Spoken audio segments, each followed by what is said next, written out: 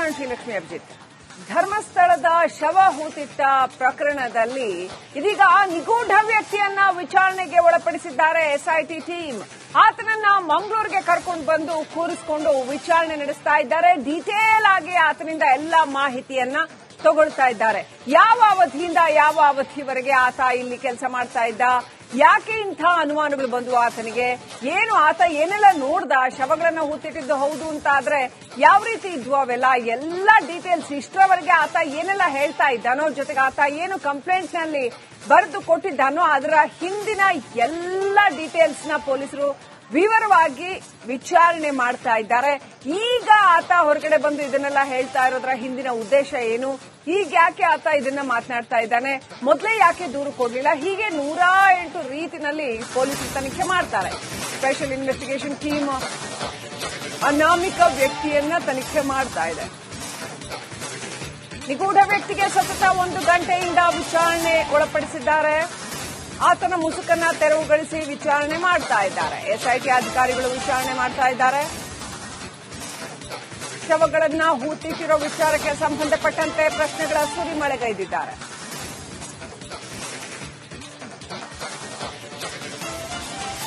ನಿಗೂಢ ವ್ಯಕ್ತಿಯನ್ನ ಇದೀಗ ಎಸ್ಐಟಿ ಮಂಗಳೂರಿನಲ್ಲಿ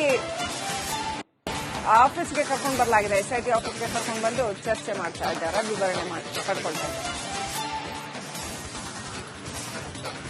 ಧರ್ಮಸ್ಥಳದಲ್ಲಿ 106 ಶವಗಳ ಹೂತಿಟ್ಟ ಪ್ರಕರಣಕ್ಕೆ ಸಂಬಂಧಪಟ್ಟ ಹಾಗೆ ಈಗಾಗಲೇ ಎಸ್ಐಟಿ ತನಿಖೆಯನ್ನ ಆರಂಭಿಸಿರುವಂತದ್ದು.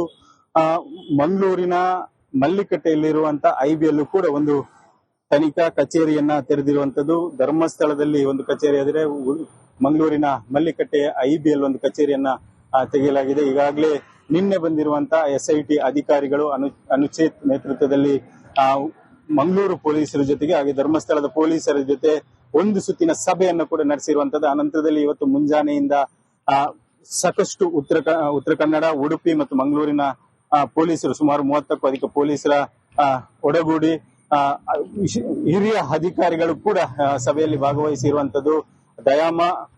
ಎಸ್ಪಿ ದಯಾಮ ಹಾಗೂ ಅನುಚೇತನ್ ಅವರ ಜೊತೆಗೆ ಅಧಿಕಾರಿಗಳು ಡಿಸ್ಕಸ್ ಕೂಡ ಮಾಡಿರುವಂತದ್ದು.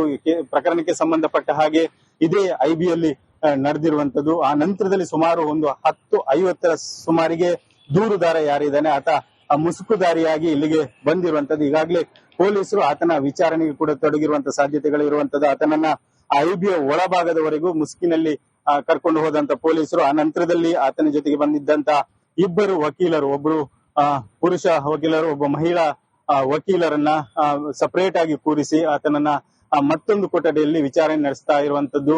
ಈಗಾಗಲೇ ಡಿವೈಎಸ್ಪಿ ಇನ್ಸ್ಪೆಕ್ಟರ್ಗಳು ಸೇರಿದಂತೆ ಎಸ್ಐಟಿಯ ವಿಶೇಷ ಅಧಿಕಾರಿಗಳು ಯಾರಿದ್ದಾರೆ ಅವರು ಕೂಡ ಈ ಒಂದು ವಿಚಾರಣೆಯಲ್ಲಿ ಭಾಗವಹಿಸಿರುವಂತದ್ದು. ಆ ವಿಚಾರಣೆ ಸಂದರ್ಭದಲ್ಲಿ ಎಲ್ಲವನ್ನ ರೆಕಾರ್ಡ್ ಮಾಡೋದಕ್ಕೆ ಈಗಾಗಲೇ ವಿಡಿಯೋಗ್ರಫಿಯನ್ನ ಕೂಡ ಮಾಡ್ತಾ ಇರುವಂತದ್ದು. ಅದಕ್ಕಾಗಿ ಒಂದು ಸಿದ್ಧತೆಯನ್ನ ಕೂಡ ಪೊಲೀಸರು ಮಾಡಿಕೊಂಡಿರುವಂತದ್ದು. ಎಲ್ಲಾ ರೀತಿಯ ಆತನ ಹೇಳಿಕೆಗಳು ಆವತ್ತು ಕೋರ್ಟಿನಲ್ಲಿ ಏನು ಹೇಳಿಕೆಗಳನ್ನ ಕೊಟ್ಟಿದ್ದಾನೆ ಅದಕ್ಕೆ ಇವತ್ತಿನ ಕೊಡುವಂತಹ ಹೇಳಿಕೆಗಳು ಮ್ಯಾಚ್ ಆಗ್ತಾವ ಅನ್ನೋದನ್ನು ಕೂಡ ಪೊಲೀಸರು ಪರಿಶೀಲನೆ ನಡೆಸೋದಕ್ಕೆ ಎಲ್ಲಾ ರೀತಿಯ ರೆಕಾರ್ಡ್ಗಳನ್ನು ಕೂಡ ಮಾಡ್ಕೊಳ್ತಿರುವಂತದ್ದು. ಸುಮಾರು ಅರ್ಧ ಗಂಟೆಗಿಂತ ಹೆಚ್ಚಿನ ಅವಧಿ ಈಗಾಗಲೇ ವಿಚಾರಣೆ ನಡೀತಾ ಇರುವಂತದ್ದು. ಇನ್ನು ಸುಮಾರು ಸಂಜೆಯ ತನಕ ನಡೆಯುವಂತ ಸಾಧ್ಯತೆಗಳು ಇರುವಂತದ್ದು. ಯಾಕಂದ್ರೆ ಬೇರೆ ಬೇರೆ ಪ್ರಕರಣಕ್ಕೆ ಸಂಬಂಧಪಟ್ಟ ಹಾಗೆ ಪೊಲೀಸರು ಆತನನ್ನ ಎಲ್ಲಾ ರೀತಿಯ ಕೂಲಂಕುಷವಾಗಿ ತನಿಖೆ ವಿಚಾರಣೆ ಮಾಡುವಂತ ಸಾಧ್ಯತೆಗಳು ಇರುವಂತದ್ದು. ಜೊತೆಗೆ ಅಧಿಕಾರಿಗಳು ಕೂಡ ಇಲ್ಲಿ ಸಾಕಷ್ಟು ಸಮಯವನ್ನ ಕಳೆಯುವಂತ ಸಾಧ್ಯತೆಗಳು ಇರುವಂತದ್ದು. ಈಗಾಗಲೇ ಒಂದು ರೌಂಡ್ ಈಗಾಗಲೇ ಧರ್ಮಸ್ಥಳ ಠಾಣೆಯಲ್ಲಿ ಕೂಡ ವಿಚಾರಣೆಯನ್ನ ನಡೆಸಿ ಜನಪ್ರತಿನಿಧಿಗಳಿರ್ಬೋದು, ಆ ಭಾಗದ ಪಂಚಾಯತಿನ ಪ್ರತಿನಿಧಿಗಳಿರ್ಬೋದು, ಎಲ್ಲರನ್ನ ವಿಚಾರಣೆ ನಡೆಸಿ ಬಂದಿರುವಂತದ್ದು. ಹಾಗಾಗಿ ಪೊಲೀಸರಿಗೆ ಈಗ ಏನೇನು ಪ್ರಕರಣಕ್ಕೆ ಸಂಬಂಧಪಟ್ಟಂತ ಮಾಹಿತಿಗಳು ಬೇಕು ಎಲ್ಲವನ್ನ ಆತನಿಂದ ಕಲೆ ಹಾಕುವಂತ ಸಾಧ್ಯತೆಗಳು ಇರುವಂತದ್ದು. ಈಗಾಗಲೇ ಆತ ಕೇರಳದಲ್ಲಿ ಇದ್ದ ಅನ್ನುವಂಥದ್ದನ್ನ ಹೇಳಲಾಗ್ತಿತ್ತು. ಆದ್ರೆ ಆತ ಬಂದಿರುವಂತದ್ದು ಪುತ್ತೂರು ರಿಜಿಸ್ಟ್ರೇಷನ್ ಇರುವಂತ ಗಾಡಿ. ಹಾಗಾಗಿ ಆತ ಪುತ್ತೂರು ಅಥವಾ ಬಂಟ್ವಾಳದ ಆಸುಪಾಸಿನಲ್ಲಿ ಇದ್ದ ಅನ್ನೋದಕ್ಕೆ ಒಂದು ಪುರಾವೆ ಕೂಡ ದೊರಕ್ತಾ ಇರುವಂತದ್ದು. ಒಟ್ಟಿನಲ್ಲಿ ಈ ಪ್ರಕರಣ ಈಗ ಎಸ್ಐಟಿ ಹೋದ ನಂತರದಲ್ಲಿ ಸಾಕಷ್ಟು ಚುರುಕು ಪಡಿತಾ ಇದೆ. ಹಾಗಾಗಿ ಈ ಪ್ರಕರಣ ಒಂದು ರೀತಿಯಲ್ಲಿ ಆತನ ಹೇಳಿಕೆಗೂ ಮತ್ತೆ ನಡೆದಿರುವಂತಹ ಪ್ರಕರಣಕ್ಕೂ ಮ್ಯಾಚ್ ಆದ್ರೆ ಒಂದು ರೀತಿಯಲ್ಲಿ ಪೊಲೀಸರ ತನಿಖೆಗೆ ಅನುಕೂಲ ಆಗ್ತದೆ.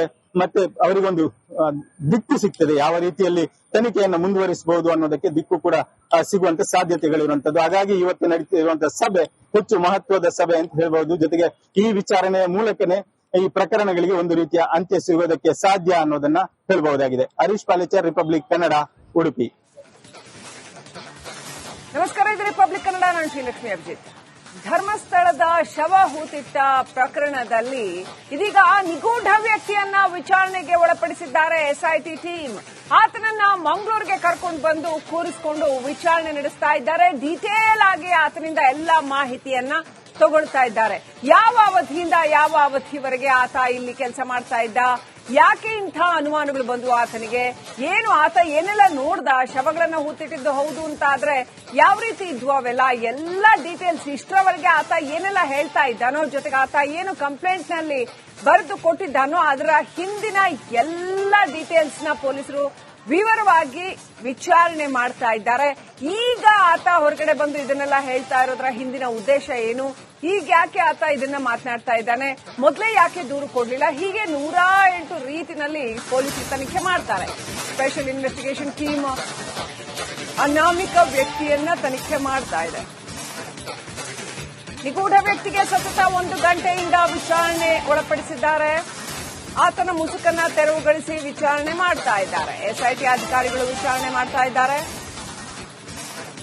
ಶವಗಳನ್ನ ಹೂತಿಟ್ಟಿರೋ ವಿಚಾರಕ್ಕೆ ಸಂಬಂಧಪಟ್ಟಂತೆ ಪ್ರಶ್ನೆಗಳ ಸುರಿಮಳೆಗೈದಿದ್ದಾರೆ.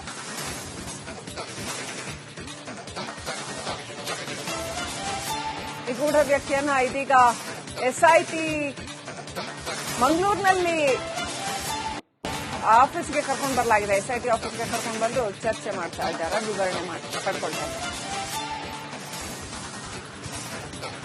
ಧರ್ಮಸ್ಥಳದಲ್ಲಿ 106 ಶವಗಳ ಹೂತಿಟ್ಟ ಪ್ರಕರಣಕ್ಕೆ ಸಂಬಂಧಪಟ್ಟ ಹಾಗೆ ಈಗಾಗಲೇ ಎಸ್ಐಟಿ ತನಿಖೆಯನ್ನ ಆರಂಭಿಸಿರುವಂತದ್ದು. ಮಂಗಳೂರಿನ ಮಲ್ಲಿಕಟ್ಟೆಯಲ್ಲಿರುವಂತಹ ಐಬಿಯಲ್ಲೂ ಕೂಡ ಒಂದು ತನಿಖಾ ಕಚೇರಿಯನ್ನ ತೆರೆದಿರುವಂತದ್ದು. ಧರ್ಮಸ್ಥಳದಲ್ಲಿ ಒಂದು ಕಚೇರಿ ಆದರೆ ಮಂಗಳೂರಿನ ಮಲ್ಲಿಕಟ್ಟೆಯ ಐಬಿಎಲ್ ಒಂದು ಕಚೇರಿಯನ್ನ ತೆಗೆಯಲಾಗಿದೆ. ಈಗಾಗಲೇ ನಿನ್ನೆ ಬಂದಿರುವಂತಹ ಎಸ್ಐಟಿ ಅಧಿಕಾರಿಗಳು ಅನುಚೇತ್ ನೇತೃತ್ವದಲ್ಲಿ ಮಂಗಳೂರು ಪೊಲೀಸರ ಜೊತೆಗೆ ಹಾಗೆ ಧರ್ಮಸ್ಥಳದ ಪೊಲೀಸರ ಜೊತೆ ಒಂದು ಸುತ್ತಿನ ಸಭೆಯನ್ನು ಕೂಡ ನಡೆಸಿರುವಂತದ್ದು. ಅನಂತರದಲ್ಲಿ ಇವತ್ತು ಮುಂಜಾನೆಯಿಂದ ಸಾಕಷ್ಟು ಉತ್ತರ ಕನ್ನಡ, ಉಡುಪಿ ಮತ್ತು ಮಂಗಳೂರಿನ ಪೊಲೀಸರು ಸುಮಾರು 30ಕ್ಕೂ ಅಧಿಕ ಪೊಲೀಸರ ಒಡಗೂಡಿ ಹಿರಿಯ ಅಧಿಕಾರಿಗಳು ಕೂಡ ಸಭೆಯಲ್ಲಿ ಭಾಗವಹಿಸಿರುವಂತದ್ದು. ಎಸ್ಪಿ ದಯಾಮ ಹಾಗೂ ಅನುಚೇತನ್ ಅವರ ಜೊತೆಗೆ ಅಧಿಕಾರಿಗಳು ಡಿಸ್ಕಸ್ ಕೂಡ ಮಾಡಿರುವಂತದ್ದು. ಪ್ರಕರಣಕ್ಕೆ ಸಂಬಂಧಪಟ್ಟ ಹಾಗೆ ಇದೇ ಐಬಿಯಲ್ಲಿ ನಡೆದಿರುವಂತದ್ದು. ಆ ನಂತರದಲ್ಲಿ ಸುಮಾರು ಒಂದು 10:50 ಸುಮಾರಿಗೆ ದೂರುದಾರ ಯಾರಿದ್ದಾನೆ ಆತ ಮುಸುಕುದಾರಿಯಾಗಿ ಇಲ್ಲಿಗೆ ಬಂದಿರುವಂತದ್ದು. ಈಗಾಗಲೇ ಪೊಲೀಸರು ಆತನ ವಿಚಾರಣೆಗೆ ಕೂಡ ತೊಡಗಿರುವಂತಹ ಸಾಧ್ಯತೆಗಳು ಇರುವಂತದ್ದು. ಆತನನ್ನ ಐಬಿಯ ಒಳಭಾಗದವರೆಗೂ ಮುಸುಕಿನಲ್ಲಿ ಕರ್ಕೊಂಡು ಹೋದಂತ ಪೊಲೀಸರು ಆ ನಂತರದಲ್ಲಿ ಆತನ ಜೊತೆಗೆ ಬಂದಿದ್ದಂತ ಇಬ್ಬರು ವಕೀಲರು, ಒಬ್ಬರು ಪುರುಷ ವಕೀಲರು, ಒಬ್ಬ ಮಹಿಳಾ ವಕೀಲರನ್ನ ಸಪರೇಟ್ ಆಗಿ ಕೂರಿಸಿ ಆತನನ್ನ ಮತ್ತೊಂದು ಕೊಠಡಿಯಲ್ಲಿ ವಿಚಾರಣೆ ನಡೆಸ್ತಾ ಇರುವಂತದ್ದು. ಈಗಾಗಲೇ ಡಿವೈಎಸ್ಪಿ ಇನ್ಸ್ಪೆಕ್ಟರ್ಗಳು ಸೇರಿದಂತೆ ಎಸ್ಐಟಿಯ ವಿಶೇಷ ಅಧಿಕಾರಿಗಳು ಯಾರಿದ್ದಾರೆ ಅವರು ಕೂಡ ಈ ಒಂದು ವಿಚಾರಣೆಯಲ್ಲಿ ಭಾಗವಹಿಸಿರುವಂತದ್ದು.